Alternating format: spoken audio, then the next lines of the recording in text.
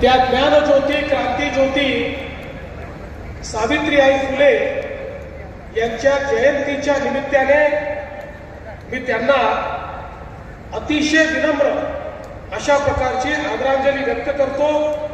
आणि आज त्यांच्या जयंतीच्या निमित्ताने त्यांच्या जन्मगावी या स्मारकाचं भूमिपूजन करण्याची संधी मला मिळाली, हे खरोखर मी माझं अतिशय मोठं भाग्य समजतो। आपण बघा, आपल्या समाजामध्ये जेव्हा जेव्हा रूढीवाद वाढला, विषमता वाढली, जातीवाद वाढला, मनुष्याने मनुष्याला मनुष्य समजणं बंद केलं, त्यावेळी आम्ही सामाजिक आर्थिक गुलामगिरीत गेलो आणि परकीय आक्रमकांनी आम्हाला गुलाम बनवलं। आणि असाच एक कालखंड जो या देशामध्ये खऱ्या अर्थानं जातीपातीनं विभागलेला समाज, एकीकडे कोणीतरी उंच आहे, कोणीतरी खाली आहे, अशा पद्धतीची भावना ही समाजामध्ये रुजवण्याचा प्रयत्न होता। आणि त्याही परिस्थितीमध्ये सर्वात वाईट अवस्था जर कोणाची असेल तर आमच्या महिलांची होती।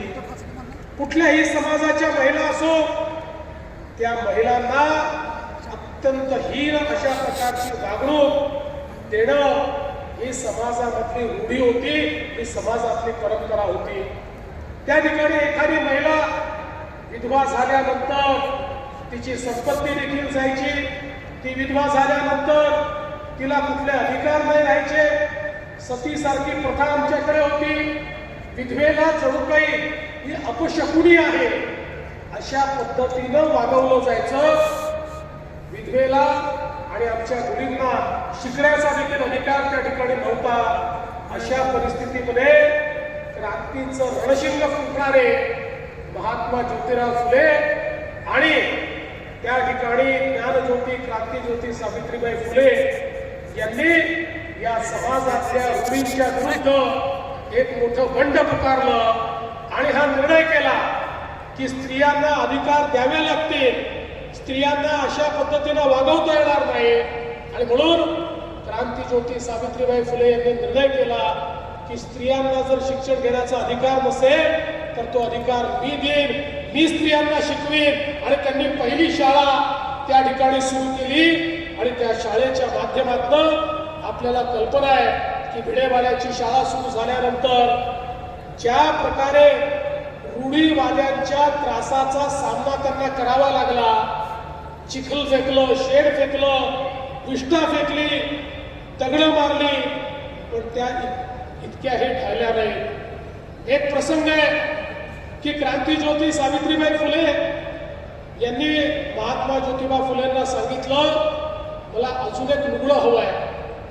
त्यावेळी महात्मा फुलेंना आश्चर्य वाटलं, कारण त्या कधीच काही मागायच्या नाही आणि या नवीन लुगडं का मागतात।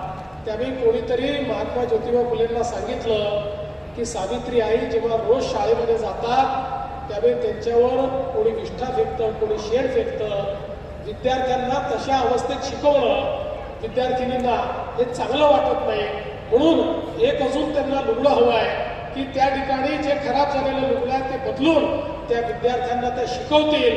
अन्यथा अशा पद्धतीनं जर त्या विद्यार्थिनींना त्यांनी शिकवलं तर विद्यार्थिनींच्या मनावरही त्याचे विपरीत परिणाम होतील। आणि लगेच महात्मा ज्योतिबा फुलेंनी एक नवीन लुगडं सावित्री आईंकरता घेतलं। आपण बघा किती संघर्षातून त्या ठिकाणी खऱ्या अर्थानं सावित्री आईंचं कार्य उभं राहिलं। सातत्याने वेगवेगळ्या पद्धतीनं जी मुलं आहेत त्या मुलांना शिकवण्याचं काम, मुलं दत्तक घेण्याचं काम, ज्यांचं कोणी नाही त्यांची आई ही सावित्री आई होती। ज्यांना समाजाने वाळीत टाकलं, ज्यांना समाजाने अस्पृश्य ठरवलं, त्यांना जवळ करणारी, त्यांना आपल्या पदरात घेणारी आमची सावित्री आई होती।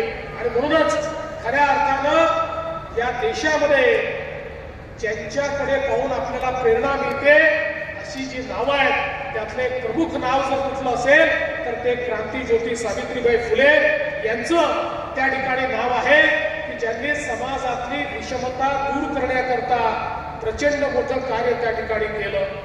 बालहत्या प्रतिबंधक काम त्यांनी केलं.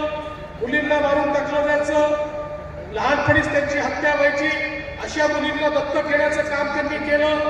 विधवेच्या मुलांना दत्तक घेण्याचं काम त्यांनी केलं. एक प्रकारे हे जे मातृत्व त्यांनी दिलं त्यातूनच समाजामध्ये मोठ्या प्रमाणात जागृती झाली आणि खऱ्या अर्थानं या सगळ्या रूढी परंपरा मोडून काढण्याचं काम हे महात्मा ज्योतिबा फुलेंनी केल्यामुळेच समाजामध्ये समता निर्माण करण्याचं कार्य हे त्या ठिकाणी मजबूत झालं, ते बळावलं. आणि म्हणूनच अशा प्रकारचे जे आमचे महनीय लोक आहेत, जे आमचे प्रेरणास्त्रोत आहेत, यांचं उचित स्मारक असलंच पाहिजे.